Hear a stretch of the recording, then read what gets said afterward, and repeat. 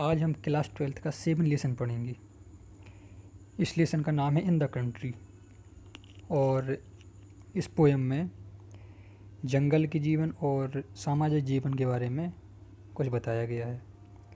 जैसे कि आप यहाँ पे पिक देख सकते हैं, यहाँ जंगल का जीवन और सामाजिक जीवन दोनों के बारे में दर्शाया गया है। तो स्टार्ट करते हैं। This life is sweetest in this wood, यानी जंगलों का अति मधुर है।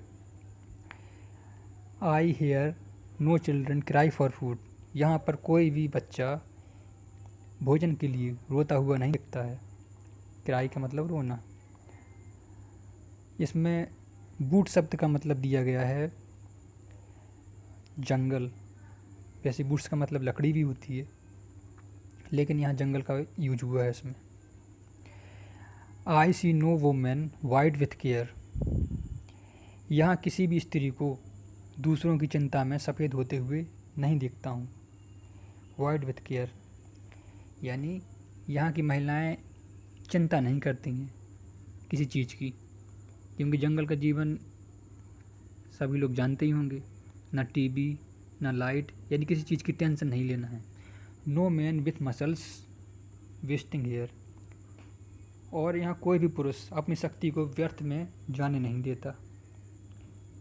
No doubt it is selfish thing, इसमें कोई शक की बात नहीं है कि यह स्वार्थपरकता है, यानी सभी अपने में मस्त हैं। तो इसमें साफ जाहिर हो रहा है कि यह स्वार्थपरकता है, लेकिन फिर भी सभी लोग खुश हैं। To fly from human suffering, अब स्वार्थपरकता क्या है? To fly from human suffering यानी दुखी और कष्ट से जूझ रहे जो लोग हैं उनको देखकर दूर भागना, यह स्वार्थपरकता है। तो सफरिंग का मतलब पीड़ित लोग।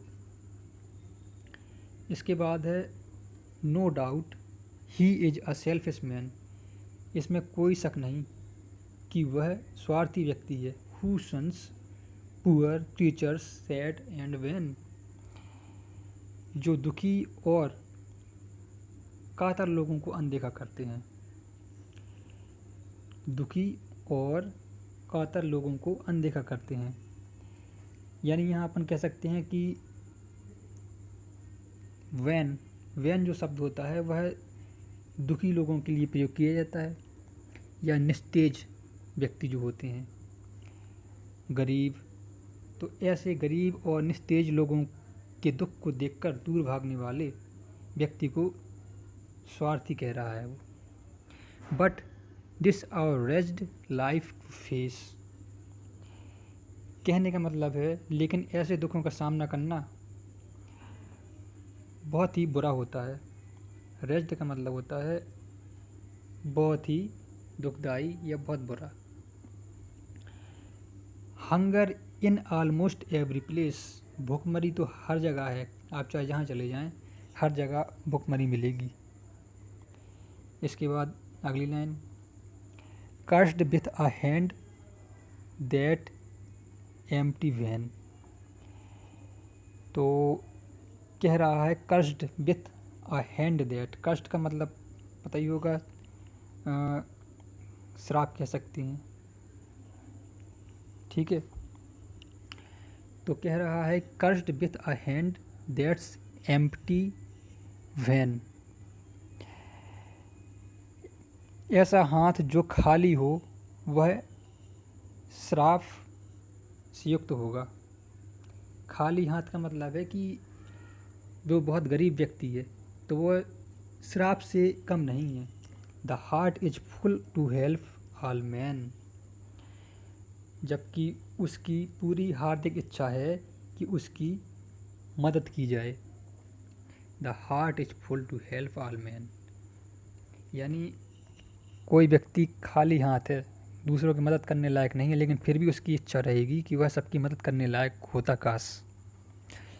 इसके बाद can I admire the statue great, क्या मैं ऐसी महान मूर्ति की प्रशंसा कर सकता हूँ? एडमायर प्रशंसा, statue Murthy.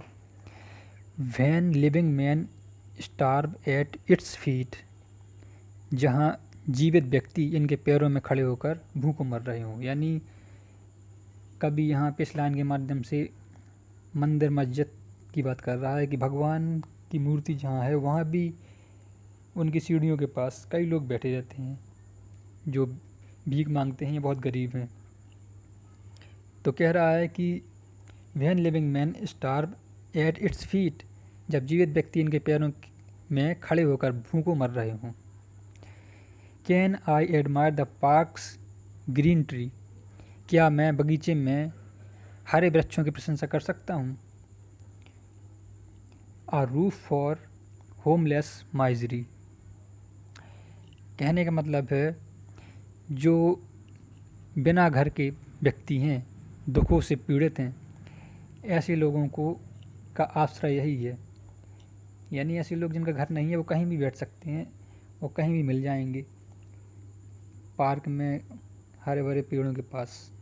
Uh roof for homeless misery, ऐसे लोग जो जिनका कोई घर मकान नहीं, होमलेस कह सकते हैं उसको। When I can see few man in need, कहने का मतलब ये है कि जब मैं कुछ ज़रूरतमंद लोगों को देखता हूँ, नीडी यानी ऐसे नीडी पर्सन्स जो ज़रूरतमंद लोग हैं, I then have power to help by deed, तब मुझसे इतनी क्षमता होती है कि मैं उनकी मदद करूं। यानी ऐसे लोगों को जब नीडी पर्सन्स को देखते हैं तो उनकी मदद करने की इच्छा होती है, इतनी ताकत आ जाती है कि उनकी मदद कर सकूं। इसके बाद है नॉर लॉस माई चीयरफुलनेस इन पिटी, और तब मेरी प्रसन्नता उन पर तरस खाने में नहीं खो सकती। नॉर लॉस माई चीयरफुलनेस इन पिटी, पिटी का मतलब होता है तरस, चीयरफुलनेस प्रशंसा। नॉर लॉस माई चीयरफुलनेस इन पिटी का मतलब होता है मेरी प्रसन्नता उन पर तरस खाने में नहीं खो सकती। Which I must do in every city, जो मुझे हर शहर में करना है। For when I am in those great places, जब मैं उन बड़े स्थानों पर रहा हूँ। For when I am in those great places, कहने का मतलब है जब मैं उन बड़े स्थानों में रहा हूँ। आई सी थाउजेंड सफरिंग फेसेस, मैंने कई हजारों की संख्या में पीड़ित लोगों के चेहरे देखे हैं। बड़े शहरों में ज़्यादा भुखमरी रहती है और पीड़ित लोग वहाँ पर ज़्यादा मिल जाते हैं। बिफोर मी स्टार्स आ वॉल्फिस आइज, जो भेड़ियों जैसी कतार लगाकर लोभी जैसी आँखों से देखते हैं। वॉल्फिस आइज का मतलब होता है इस प्रकार की निगाह से देखना कि वह किसी को अपना शिकार बनाना चाहते हों। यानी किसी गरीब और भीख मांगने वाले लोगों के पास से जब हम निकलते हैं तो वो इस नज़रों से देखते हैं कि शायद इसके द्वारा हमें कुछ प्राप्त हो जाए। बिफोर मी स्टेयर्स आ वॉल्फिस आइज, कहने का मतलब यह है कि जब मुझे मात्र कुछ आवश्यकता ग्रस्त लोग दिखें तो मैं उनकी मदद कर सकूं। यह कभी चाहता है लेकिन वह कर नहीं सकता है क्योंकि उसके पास भी ज़्यादा कुछ नहीं है। बिहाइंड मी क्रीप्स आ ग्रोन और साइट, मुझे पीछे से रेंगने, कराहने और आह जैसे दुख भरे स्वर सुनाई देते हैं।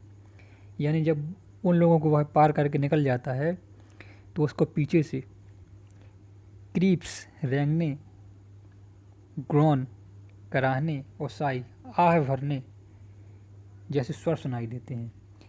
तो यह कविता बहुत अच्छी थी और W.H. डेविस इसके कवि हैं। अब नेक्स्ट पोएम में मिलते हैं। मैं आप लोगों के क्वेश्चन आंसर भी करा दूंगा साथ में पोएम ख़त्म होने के बाद।